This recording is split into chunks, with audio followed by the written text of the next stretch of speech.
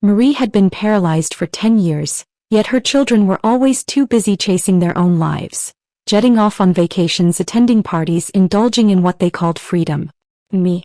I stayed. I couldn't walk away. I was the one who sat by her side day and night, tending to her every need. In the end, she left all her real estate property to her biological children. All I got was the rundown old house on Main Street in Pine Creek. Marie's daughter Lauren never missed a chance to throw a sharp remark my way. To her, I was nothing more than a housekeeper, someone easily ignored, someone beneath acknowledgement. Respect was a currency she never bothered to spend on me. But once I started cleaning out that old house, I stumbled onto things I never expected. That morning, sunlight spilled through the window, casting a gentle glow on Marie's face. Her complexion looked a little brighter than usual. Still, even lifting her voice took everything she had. Barely above a whisper, she asked if I could make her a chicken pot pie. I wiped her face, massaged her limbs, all while she kept her eyes on me, like she had something more she wanted to say, something caught in the space between us. In the kitchen, I set to work, rolling dough, seasoning the filling, measuring out everything by feel. But when I glanced back, I noticed her eyes had drifted upward, locked on the ceiling, unmoving. Once the pie had cooled slightly, I cut it into small bites and fed her slowly, one forkful at a time. She chewed slowly, she always did, and it often took her a long while to finish a meal. But today was different. Her appetite surprised me. Usually she barely made it through a few bites, but today she finished the whole plate and even asked for some warm broth. She sipped it in small intervals, quiet but present. "You've got quite the appetite today," I said with a soft chuckle, half to her, half to myself.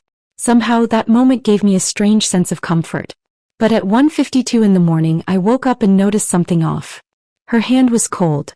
Panicked, I leaned in to check her breathing, but there was nothing. Nothing but the echo of silence. I had no choice but to let go, my heart tearing open as I whispered through a tightening throat, "Marie, Mom." She was gone, just hours after finishing her favorite chicken pot pie. At 9 o'clock in the morning, Lauren stormed in. The moment she walked through the door, she snapped at me, "What did you do? What did you feed my mom?" For a second, I nearly lost it. "You think I did something to her? After all these years, when have you ever truly cared about her? While you were off enjoying your life, I was the one by her side for 10 straight years. And now you show up just to accuse me." My voice was shaking with anger, rising sharper with every word. Lauren shot back coldly, "If you didn't have some ulterior motive, why would you stay all these years?" I stood still, staring at her in silence, my eyes locked on hers. Something in my gaze must have unsettled her because she quickly shut up. Her husband reached out and grabbed her arm, clearly trying to defuse the tension. He turned to me and said, "Kylie, if you have even a shred of decency, just keep your mouth shut and make sure Marie gets a proper funeral." The moment the funeral ended, they started fighting over the inheritance. It was chaos. Loud voices, bitter arguments, no trace of grief left in the room. They divided up multiple houses. Each of them got one in that row of connected properties, and they split the remaining $50,000 in savings right down the middle.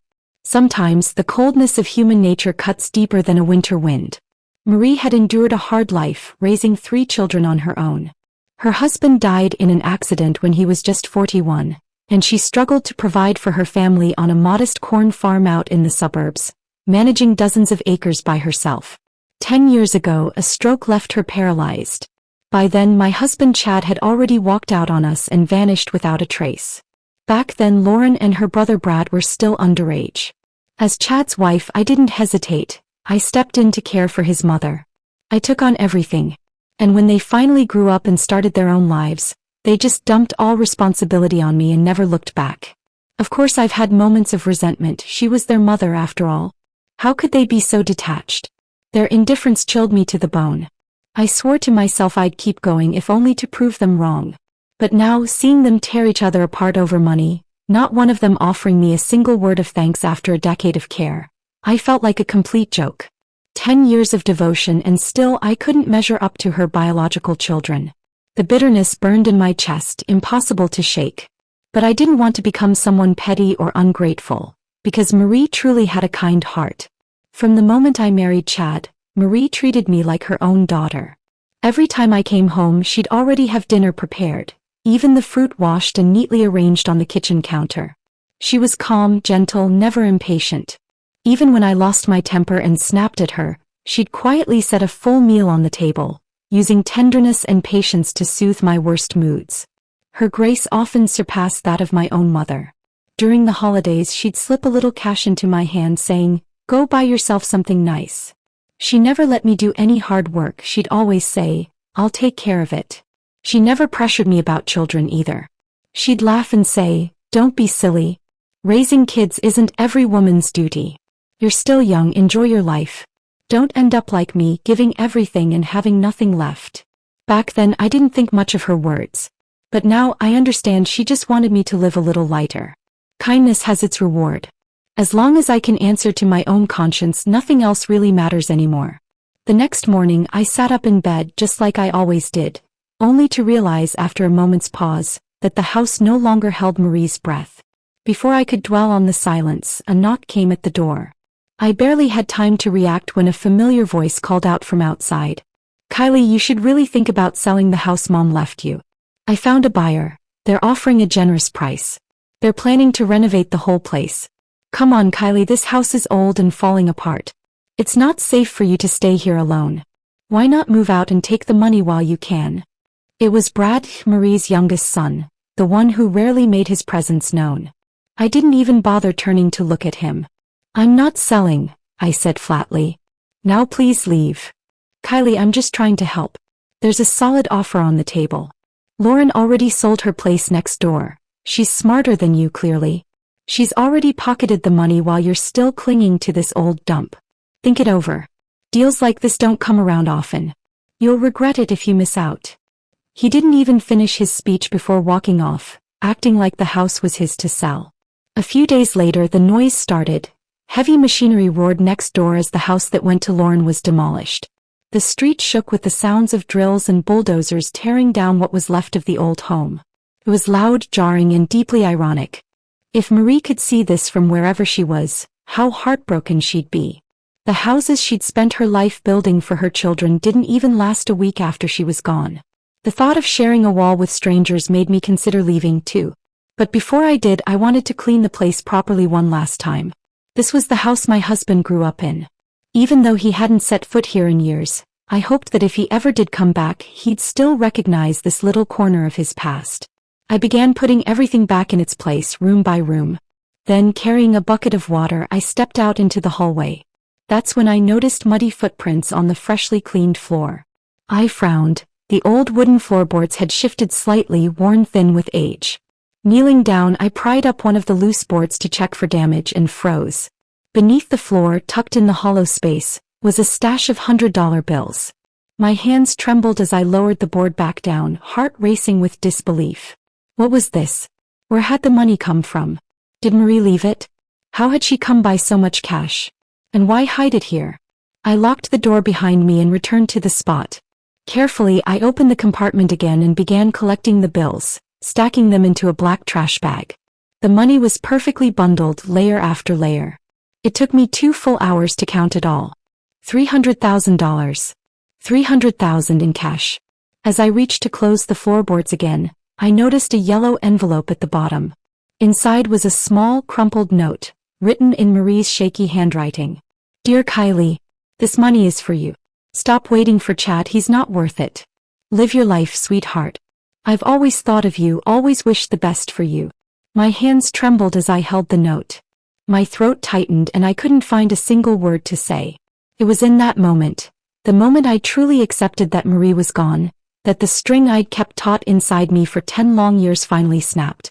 I broke down, sobbing uncontrollably, my cries echoing through the house like a storm breaking loose. Years of frustration, grief, and loneliness poured out of me all at once, leaving nothing behind but raw silence. I don't know how long I cried. Only when my body gave out did the tears finally stop. I washed my face, stared into the mirror at my swollen eyes, and my gaze drifted toward the black bag behind me. How had she saved so much? Her children had spent years treating her with cold indifference, never even guessing she'd quietly left something like this for me. Those houses they fought over. Out here they weren't worth more than $30,000 each. But she had left me 10 times that in cash. That was when it finally hit me. Marie had always seen me as the one person she could truly trust. And in that realization came a wave of shame. All those moments of bitterness I'd carried, how foolish they seemed now. I had never seen that much money in my life. The sheer weight of it overwhelmed me, grateful, nervous, stunned. But I pulled myself together. The first thing I needed to do was get it safely deposited into a bank account. I couldn't live with that kind of money sitting in a trash bag. Not when just looking at it sent my pulse into overdrive. That afternoon, I made sure to leave the house during a quieter time of day. The street was unusually silent. Just to be safe, I divided the money into 2 portions, planning to deposit them into separate banks. The whole way there, I couldn't shake the feeling that someone was watching me, like a pair of eyes lurking in the shadows. But every time I turned around, the street was empty, with only the rustling of fallen leaves carried by the wind. After I finished the deposits and stepped out of the bank, the sun was still spilling warmth across the sidewalk. The scent of food drifted over from the restaurant next door, rich and comforting. I glanced down at my watch. School would be letting out soon. And suddenly, a quiet warmth rose in my chest. After Chad and I got married, we had a son. Ever since he started school, it was my parents who helped with pick-up and drop-off, bringing him home to their place in the evenings. All these years, they'd quietly carried the weight of motherhood on my behalf. They're not young anymore, yet they've never once complained. They understood the burdens I was carrying and never asked for anything in return, just stood by me silently, steadily. Now that Marie was gone, I no longer had to run myself ragged between housework and caregiving. At last, I could finally be a mother in the truest sense. I picked up my phone and dialed. "Mom, don't cook tonight. You and Dad pick up Ethan and meet me at Gloucester's restaurant. Dinner's on me." I could hear the shift in her voice right away, lighter, almost cheerful. When I saw them walk into the restaurant, I waved with a smile I hadn't worn in a long time. They smiled back and headed over, faces lit up with warmth. For a moment, it felt like stepping back in time years ago when the 3 of us would go out for meals like this, hearts full and days simpler. I steadied my expression, not wanting them to see what I was feeling inside. I hugged my parents tightly, maybe a little too tightly. Ethan squirmed beside me. "Mom, you're squeezing too hard. I can't breathe." I burst out laughing. "Come on, sit down, the food's almost here." Looking at their familiar faces, a wave of tenderness washed over me. Time really does slip through your fingers. The roast chicken and creamy mushroom soup I'd ordered ahead had just been brought to the table. I handed my parents the menu and urged them to choose a few more dishes they liked. But as always, they waved me off. "This is plenty," they said. "We'll never finish more than this. No need to waste." I tried reassuring them that money wasn't an issue now, but they still refused to order anything extra. No matter how I pressed, they remained as modest and frugal as ever. And in that moment I realized, true comfort and happiness often come wrapped in the quiet simplicity of a shared meal. Dinner lasted nearly an hour and a half. The restaurant lights were warm and inviting, casting a soft glow over our table, while outside the sky had quietly slipped into dusk. I stood up to head to the restroom before we left, but as I turned the corner in the hallway, a voice stopped me cold. "They're sitting there eating and laughing like one big happy family. Just thinking about them spending our money makes me want to walk in there and snatch that bag myself." That voice, I knew it instantly. Tessa, Brad's wife. And one big happy family? He was talking about us. A chill swept through me. That gnawing feeling I'd had all afternoon, the sense of being watched, now had a name and a face. It had been her all along. Tessa and Brad had only been married 6 months, and yet both had already quit their jobs. They were obsessed with get-rich-quick schemes. A few years ago, Tessa made a little money selling insurance, but she hated the grind of actual work. Eventually, she gave up on stability altogether. Brad was even worse. He had a gambling problem. The minute money touched his hands, he was off to a poker table, losing every last dollar without a second thought. Tessa had gotten pregnant not long ago, just 2 months in, but between her erratic lifestyle and unhealthy habits, the pregnancy didn't last. "You know your mother was unbelievably biased," I heard her spit out, seething with resentment. "You're her son and all she left you was that old dump. But the big money? She gave it to that outsider. Chad's probably dead somewhere, and if Kylie remarries, that cash is gone. Just hand it over to some stranger. You need to figure out a way to get that money back. Maybe try with Ethan if you know what I'm talking about." she pressed, her voice sharp and insistent. You've lost your mind, Brad replied. That's my nephew. We can't do anything that would hurt him. So you're just going to sit back and watch Kylie burn through all your mother's money? There was a pause. Then Brad said, Fine. You keep an eye on the street. I'll stick close to them in here. Don't let the chance slip. By then my palms were damp with sweat. I pulled out my phone and quietly hit the record button, capturing every word. Then I turned on my heel and hurried back to the table. Mom, Dad, I said gently, why don't you two head home a little early? I'll call a car for you. Ethan and I have something we need to take care of. I kept my tone calm, trying not to let the adrenaline show.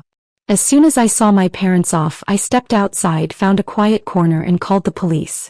I held Ethan's hand as we left the restaurant, walking down a dim alleyway that led to a side street. It was a quieter route to the nearest police station. The area was nearly deserted, but there was a small convenience store near the exit, a place run by an old friend we'd known for years. If anything went wrong, I hoped he could help. The streetlights behind us grew dimmer as we moved deeper into the alley. I pulled Ethan close, hurrying our pace, but the unease in my chest refused to settle. Every step felt like walking on thin ice. Mom, it's really dark. Did we take the wrong way? Ethan whispered, his voice laced with worry. It's okay, sweetheart. The exit's just ahead. We're almost there, I said, trying to sound calm. That's when I caught movement out of the corner of my eye. Brad. He was at the end of the alley, pretending to tie his shoelaces, but it was far too deliberate. I knew instantly he'd been waiting for us. I stopped in my tracks and instinctively stepped in front of Ethan, shielding him. Moments later, Tessa emerged from the opposite side, creeping in with a cold glint in her eyes. Kylie, she said with a mocking edge, leaving so soon? We weren't finished talking. I forced myself to stay composed, ignoring the way my heart was pounding. What do you want? If it's money, just say it. Brad spoke up. Since you asked, we want the money. The money you took from the old house. You're insane, I snapped. You know that money was left to me, it wasn't yours. Tessa let out a bitter laugh. Oh please. You chose to take care of her. That doesn't mean you get everything. I stood taller, gripping my phone tightly. I've already called the police. Brad faltered for a moment, his confidence shaken. Don't try to scare us. I'm not bluffing, I said evenly. You think I'd walk down a dark alley with my child and not prepare for this? I called the police the moment I stepped out of the restaurant. They're probably on their way now. The only thing you get to decide is how much trouble you want to be in. The air grew heavy with tension. Tessa hissed under her breath. Brad, she's lying. Cops don't show up that fast. But Brad didn't look so sure anymore. He glanced around, his brows furrowed, his grip tightening around his phone. Just then the bell above the convenience store's door chimed. Someone had entered. James, the store owner, poked his head out from behind the counter, his eyes landing on us immediately. I raised my hand in a small wave, enough to catch his attention. Brad noticed too. I saw the flicker of panic in his expression. Stop pretending, Kylie, Tessa said in a low voice. Even if you called the cops, we still have time. I leaned in slightly, pushing harder. What you've already done is bad enough. But take one more step and it's kidnapping. You still have a way out, but cross that line and you're criminals. Sweat beaded on Brad's forehead. His hand trembled slightly as he held his phone. Then James stepped out of the store and looked in our direction. Everything okay over there? He called out. Kylie. Yes. I answered quickly. James, could you do me a favor and call the police again?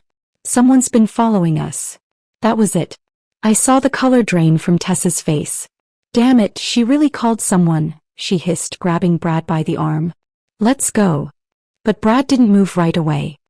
He stared at me, a storm of uncertainty in his eyes, as if he was still deciding whether to take one last chance. Brad, I said quietly, if there's even a shred of decency left in you, don't make this worse.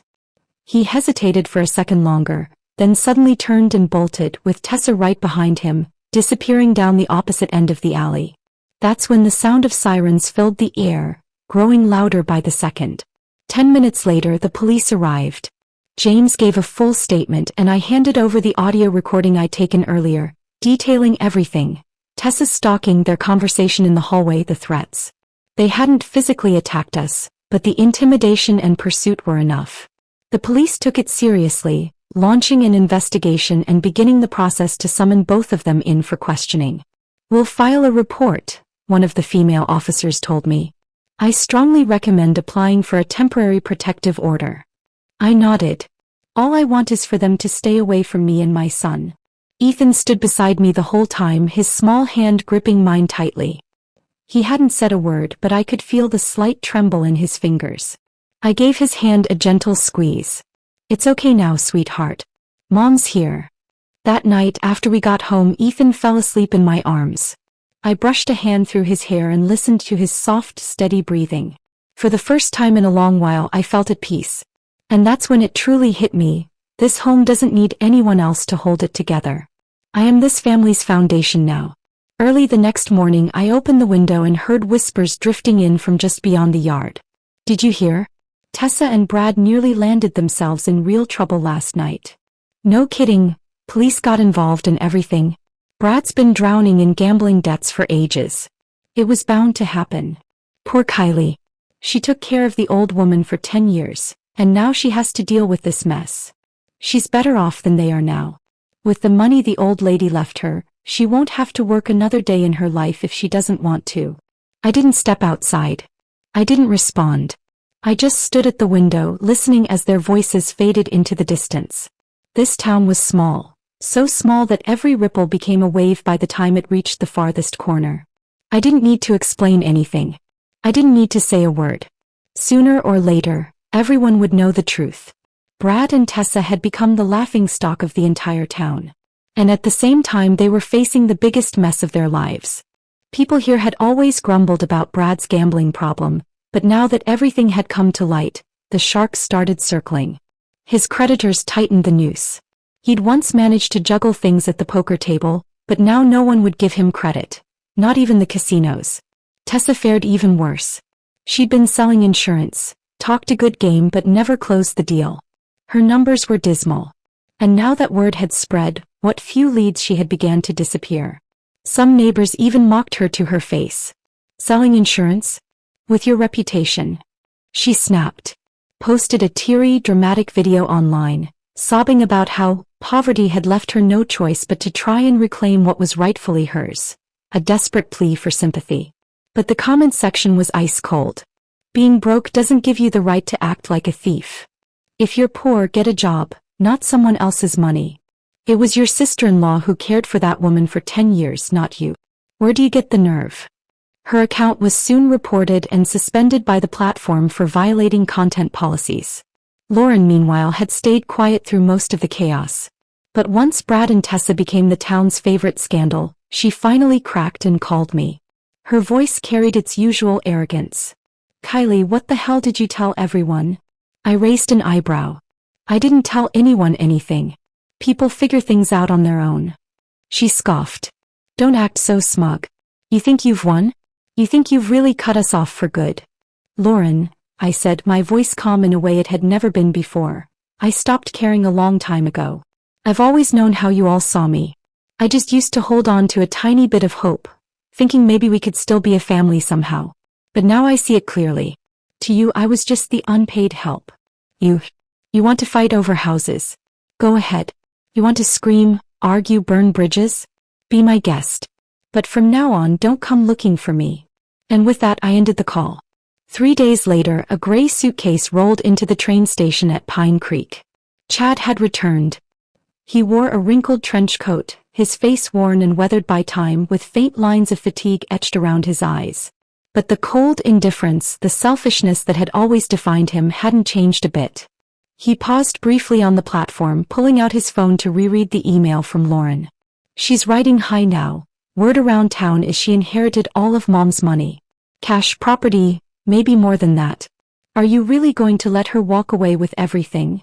Lauren's message was carefully worded, but every line prodded at Chad's deepest insecurities.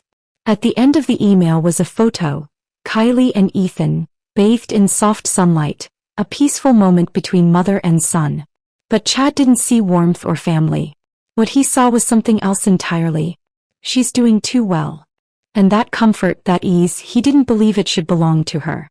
His eyes narrowed, a glint of greed flashing beneath the surface. That evening Lauren met him at a local cafe in town. "So you really came back," she said, looking at him across the table. "I figured you'd never set foot in this place again." "I wasn't planning to," Chad replied, leaning back in his chair. "But your message made me rethink a few things." Lauren gave a short, dry laugh. "Rethink? Or did you just catch the scent of opportunity?" Chad didn't bother denying it. He'd never hidden his motives, especially when money was involved. "You're right," he said flatly. "I'm not letting her take everything. That was Mom's money. It belongs to this family." Lauren scoffed. "Spare me the noble speech. Where were you all these years? Kylie cared for your mother for a decade. And you vanished." "I had no obligation to stay," he said, his tone hardening. "I left because I knew this place had nothing to offer. Kylie chose to stay. That doesn't entitle her to take it all." "But you know she has a legal right to that inheritance," Lauren said quietly. "Which is why I'm not going through legal channels." Chad leaned in, his voice low and sharp. "I'm going for her emotional weak spot." Lauren frowned. "You really think she has any emotions left? She's cold as ice now. She's shut us all out." "Then I'll use Ethan." Lauren's expression shifted. "You're out of your mind. Don't forget, you disappeared right after that kid was born. You've never had a relationship with him." "I don't need a real relationship," Chad said with a slow, bitter smile. "I just need her to believe I feel a little remorse, a flicker of fatherly guilt. That's all it takes to crack her." Lauren stared at him for a long moment, then shook her head with a hollow laugh. "You haven't changed a bit. Talking about family, about fairness, when all you really care about is the money." "And you're any different?" he shot back. The air between them went still. After a few seconds, Lauren said softly, "Then we have to plan this carefully. We can't push too hard. She's not the same woman she used to be." "I know," Chad replied, rising from his seat. "That's why I need you to open the door first. You're still her family. You can get closer than I ever could." "When do you plan to show up?" "The sooner the better," he said with a cold smirk. "While she's still lost in her little dream of freedom, I want to give her a sharp dose of reality." That day I had just stepped out of the neighborhood grocery store, a bag of bread and milk swinging gently in my hand. The sun was bright and early spring flowers were blooming along both sides of the street. I turned the corner and froze in my tracks. There he was, wearing a gray trench coat, dragging an old suitcase behind him, a tired smile stretched across his face. For a moment I forgot how to breathe. It felt like the air had been knocked clean out of my lungs. I honestly thought I was hallucinating. The man who had walked out of our lives a decade ago without a word was suddenly standing right in front of me. And yet my first reaction wasn't anger or tears. It was a deep, cutting sense of unfamiliarity. He spoke first, his voice hoarse but unmistakably familiar. "Kylie." I instinctively stepped back, stunned. "Chad? Is that really you?" Even as the words left my mouth, I forced myself to stay composed. But the coldness in my tone surprised even me. "What are you doing here?" I asked flatly. He smiled like he had rehearsed this moment. "Just wanted to see how things were." I didn't respond. I simply lifted the bag in my hand and walked right past him. My spine felt stiff as stone and I couldn't even bring myself to look back. Out of the corner of my eye, I saw him still standing there. He didn't follow, didn't say another word. I didn't turn around, not because I didn't want to, but because I didn't dare. That evening I stood in the kitchen chopping potatoes, but my mind kept replaying his face. He had more gray in his hair now, deeper lines around his eyes, but that familiar hollow detachment hadn't changed a bit. It pulled me straight back to a life I thought I'd buried long ago. Ethan sat in the living room working on a puzzle, completely unaware of the storm stirring just beneath the surface. And then it hit me, he didn't even remember what his father looked like. 10 years. Chad had been gone for 10 whole years. Me. I had weathered every storm, caring for his mother, raising a child alone, enduring every silent hardship. His sudden reappearance wasn't just an intrusion. It felt like a slow, precise kind of torment. 2 days later, Chad showed up at my door. I didn't let him inside. He stood on the porch with his hands tucked into his pockets, trying to look like some old friend seeking redemption. "Kylie, I'm not here to cause trouble," he said. "I just want to see Ethan. Maybe we could talk, Sometime. I stared at him for a long moment before speaking. There's nothing left for us to talk about. I'm not here to take anything, he said quickly. These past years haven't been easy for me either. I want to take some responsibility. A bitter laugh escaped my lips. Now you remember you're a father? I know I messed up, he said softly. But I really want to make things right. I didn't budge. Kept my voice even. What you think you can give isn't what our son needs. And whatever brought you back, I'll figure it out soon enough. Chad didn't return in the following days. But I knew he was still around town. I spotted him picking up groceries, sitting quietly in the town square, even loitering near the school route around the time Ethan was dismissed. Mom, Ethan said one afternoon after coming home, some man stopped me today and said he was my dad. The hanger I was holding slipped slightly in my hand and a sharp chill crawled up my spine. What did you say to him? I asked, steadying my voice. I said, I didn't remember him. He said I looked just like him, Ethan shrugged. But I don't think I do. And his smile was kind of weird. I knelt down beside him, gently taking his hand. Sweetheart, if you ever run into him again, it's okay to be polite. But you don't have to say much, all right? Ethan nodded, though I could see the questions already beginning to form in his eyes. That evening the phone rang. It was Lauren. So, you've seen Chad? Her tone was casual, like she was asking about a neighbor moving away. You knew he was coming back, didn't you? My voice instantly turned colder. He just wanted to see his child, she said after a pause. Then added, almost like an afterthought, he's not a bad person. Lauren, I said quietly, my voice dropping low, don't bother pretending. He disappeared for 10 years. Not a single letter, not a phone call. And now he just happens to show up? Do you really expect me to believe this is some kind of family reunion? Kylie, you can't be so black and white. He's still Ethan's father, isn't he? I didn't respond. But in my mind, a suspicion was starting to take shape, clearer and stronger by the second. Chad hadn't just come back on a whim. He'd vanished for an entire decade, as if he'd fallen off the face of the earth. And now, just after his mother passed and I inherited money? His sudden reappearance was no coincidence. If his real motive was the money, I needed to prepare myself before he made his next move. And more than ever, I was certain he didn't come back alone. He and Lauren were likely in this together, scheming from the start. Outside, the wind rattled the blinds. I took a deep breath. Chad was back. But this time I wouldn't be the naive woman who followed wherever others led. I was no longer the Kylie from 10 years ago. Lately, Lauren had been showing up in my life more and more, so often that it was becoming impossible to ignore. She didn't speak in that usual condescending tone anymore. She wasn't sharp-tongued or smug. Instead, she had suddenly become considerate. She brought me pastries, invited me out for tea, even offered to help sort through old belongings at the house. You've got your hands full raising Ethan and managing the move, she said with a gentle smile. I just thought I'd lend a hand. After all, we're family. But I knew better. That sudden warmth didn't feel like kindness. It felt like a strategy. Lauren was not the type to soften without reason. Every nice gesture, every casual offer of help, was a subtle probe, a needle testing the edges of my defenses.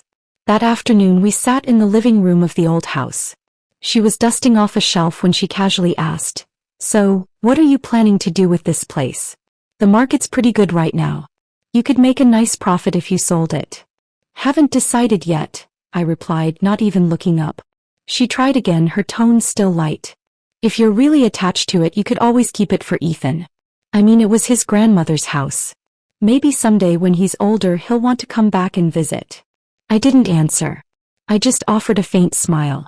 Sensing I wasn't biting, she shifted gears. "By the way, Chad keeps telling me how much you've changed lately." I looked up. "Of course I've changed." Lauren chuckled softly. "He didn't mean it in a bad way, just that you've gotten so strong. You take everything on yourself. Maybe it wouldn't hurt to let someone else share the load now and then." She wasn't even trying to hide it anymore. The implication was crystal clear. And in that moment, I understood exactly why she had been circling so close. She was laying the groundwork. They were trying to ease their way back into my life, waiting for the right moment to make their move. That night I sat alone on the balcony for a long time. I thought about the girl I'd been 10 years ago, the new bride who stepped into this house full of hope, ready to give everything just to feel like she belonged. But now this house was no longer my home. That man was no longer my husband. He hadn't returned out of love or remorse.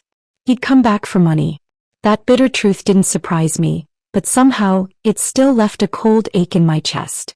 The next day, I took Ethan to the town's children's library. We sat in the reading area and he quietly flipped through a picture book about galaxies and space. I watched him from beside the shelf, taking in the calm, focused look on his little face. "Mom," he suddenly turned to me, "do you think that man really wants to spend time with me?" I paused, caught off guard. "He keeps asking me what I like, what I want," Ethan said seriously, "but he never asks how my day was." My eyes stung. "Sweetheart, do you like him?" I asked softly. He shook his head and turned back to his book. And in that moment I understood he may still be young, but he could feel it. He could tell who genuinely loved him and who didn't. Later that afternoon, back at home, I pulled out the paperwork Marie had left me. Inheritance documents, bank records, trust fund proposals, financial planning notes. I reviewed every detail and backed everything up. That money needed protection, not just for me but for Ethan. I scheduled a meeting with my attorney. It was time to update all my financial documents. I wanted to establish a trust fund solely for Ethan, naming him as the only beneficiary. I added an explicit guardian exclusion clause, legally blocking any third party, including his father, from accessing or influencing the account in any way. I wasn't going to wait for Chad to make his move. I'd already made mine. Until everything came to light, I had no intention of confronting them directly. I would keep living, keep smiling, even keep entertaining Lauren's kindness and Chad's remorse. What they didn't know was, I wasn't following their script anymore. Every move they made, I was already 3 steps ahead. I would wait, calmly, patiently, until the mask finally slipped. The late spring breeze had begun to carry a restless heat, and I could sense Chad growing more impatient by the day. For weeks he had kept up the act, controlled, polite, even helpful. He'd show up along Ethan's route from school, bring me a cup of coffee now and then, play the role of the well-meaning ex at community events. It was seamless, like he truly wanted to be part of his son's life. But I knew better. This was all set up. He was waiting for me to lower my guard, to let him in, to eventually open the door to that money. What he didn't know was the door had already been sealed shut. That day I received a call from the bank. "Hello, Ms. Kylie Jones. We received a request from a Mr. Chad Jones claiming to be a legal guardian of Ethan Jones. He's requested access to the trust fund details and submitted an application to initiate a withdrawal." My knuckles turned white around the phone. "No one is authorized to access that account," I said calmly. "The fund was established with me as the sole trustee, and there's a clause explicitly excluding his father from any financial authority." There was a brief pause before the voice on the other end replied, now firm and formal. "Understood. We've reviewed the documents. Everything is in order. Rest assured, all control remains in your hands." I hung up the phone, not with satisfaction but with a steady sense of resolve. Chad had finally made his move. Less than 30 minutes later, my attorney forwarded a copy of the bank's official denial letter. It outlined the fund's terms in black and white, directly addressed to Chad. To the applicant, in accordance with the trust founder's wishes and contractual terms, you hold no authority over this fund. Do not submit further invalid requests. I could almost picture the look on Chad's face as he read it. He had calculated everything, except for the fact that I was no longer the woman he could manipulate. The next day Lauren showed up at my door. The moment she walked in, she got right to the point. "You have expected all these, didn't you?" I didn't respond. I simply set a glass of water on the table. She clenched her jaw. "You're ruthless." "This isn't ruthlessness," I said calmly. "It's protection." She stared at me, but her voice lacked its usual force. "You think you've won? Chad isn't the kind of man who gives up easily. He can fight all he wants," I said quietly, "but he'll never get a cent. What you're trying to take was never yours to begin with." Lauren stood abruptly, her tone turning sharp. "Don't get too full of yourself." I gave a faint smile. "I'm not. You were the ones who thought this would be easy." She slammed the door behind her, leaving a trace of bitterness and frustration in the air. A few days later I saw Chad outside the grocery store. He looked like he'd aged 10 years, his face drawn, his eyes clouded with fatigue and defeat. The man who once walked out of our home with his chest puffed and confidence oozing from every word now looked like a worn-out shadow of himself. He spotted me and took a tentative step forward, then stopped, unsure. I stood still, watching him calmly. "You won, Kylie," he said quietly, his voice rough, his throat tightening around the words. "No," I replied evenly. "You were just too greedy. This was never a competition. You've simply never understood that some things can't be taken by force or manipulation." His gaze dropped to the ground. It took him a moment to speak again. I thought, maybe I could still hold on to something. "You once had a whole family," I said softly. "You were the one who walked away. If you have nothing now, it's because you chose that." Chad didn't argue. He didn't beg, didn't plead. The fight had drained out of him. He stayed in town a few more days, then quietly packed his things and left. No grand goodbye, no drama. Just disappeared the same way he did all those years ago. Lauren never showed up again. The two who had once tried so hard to unravel my life were finally gone. For good. A few days later, I started getting involved in community activities. For so many years, I had handled everything on my own. Quiet, invisible, keeping my head down.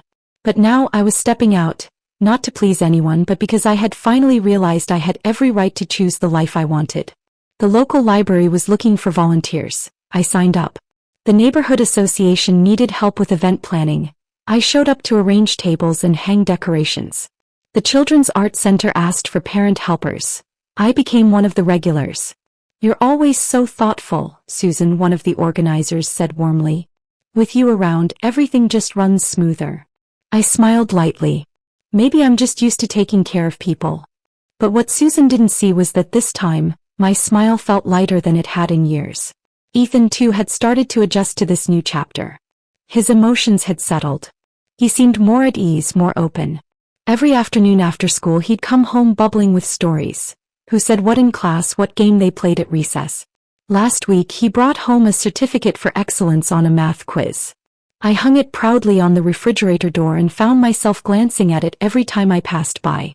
In the evenings, he would sit quietly at the desk doing homework while I worked beside him, going over notes for a project I'd been thinking about for months. I wanted to open a small home-based consulting service, something that used the caregiving skills I'd spent years building. A place where women like me, overwhelmed and forgotten, could come for guidance, support, and maybe just a listening ear. It wasn't just about making money. It was about offering something I had once so desperately needed. I reached out to an old friend who now worked in family services. She was leading a community program focused on rebuilding broken family relationships. "You really want to do this?" she asked, a bit surprised. "I want to try," I said with a nod. There was a time when I wished someone would reach out and pull me out of the dark. Now, I want to be that hand for someone else. She reached over and squeezed my hand gently. "You've changed, Kylie. You've grown into someone stronger, someone better." I didn't say anything. I just smiled. Time moved quietly forward, like nothing had happened, and yet as if everything had changed. The trees along the street had begun to sprout tender new leaves. Sunlight spilled across the windowsill, and the air carried the soft scent of early summer. In the kitchen, I brewed a cup of black tea. The house was still, filled only with the gentle sound of the kettle simmering. Ethan sat at his desk, writing. The sunlight touched his shoulders, casting a golden hue across his notebook. He scribbled with focused concentration, occasionally tilting his head to think before continuing on. He had grown taller, his features slowly shedding their childhood softness, growing sharper, calmer, more defined. This was my life now. Simple, quiet, free of unnecessary people and free of unnecessary emotions. That afternoon, Ethan and I took a walk through the community garden. He held my hand tightly, chattering all the way about the new art class at school, telling me how he had drawn a huge tree with a little bird's nest made from cut paper. "Mom, did you like drawing when you were little?" "I did," I said with a smile. "But I wasn't very good at it." "I bet your drawings were way better than mine," he said earnestly. I knelt down and hugged him. "But your tree is the best I've ever seen." He laughed, light and bright, then tugged me along as we kept walking. Sunlight filtered through the branches, scattering across the path in soft, flickering patterns. My steps were steady, unhurried, just like life itself now. No longer rushed. No longer lost. That evening we cooked dinner together in the kitchen. He washed the vegetables while I stood at the stove. On the table sat his drawing of the big tree, which I'd pinned to the refrigerator with a magnet. When you grow up, this drawing will still be here. Really? Really? It'll remind me there was once a little boy in this kitchen, washing vegetables, laughing, telling stories. His eyes sparkled and then he said, "Mom, when I grow up, I'll protect you, just like you protect me now." My heart caught for a moment. My hands paused over the skillet. Then I smiled and nodded. Deal. We have a promise. Late at night, the house fell into a gentle hush. I sat alone on the balcony, the tea in my hand long gone cold. The street lights glowed softly in the distance and now and then, a night bird called out in the dark. I closed my eyes and thought of every step I had taken to get here. The pain, the struggle, the lonely days I had carried all by myself, now softened like ripples on the surface of water, slowly smoothed by time. I no longer needed anyone's validation. I no longer needed anyone's apology. I had learned how to tuck the pain away in the quiet corners of my memory and still move forward, still live my life. From inside I could hear Ethan's gentle breathing. It was the most comforting sound in my world. And in a quiet whisper meant only for myself, I said, "I'm home. Truly home, in my own life." The night breeze lifted the curtains. I rose slowly and closed the window. Behind me was a house that finally, fully belonged to me.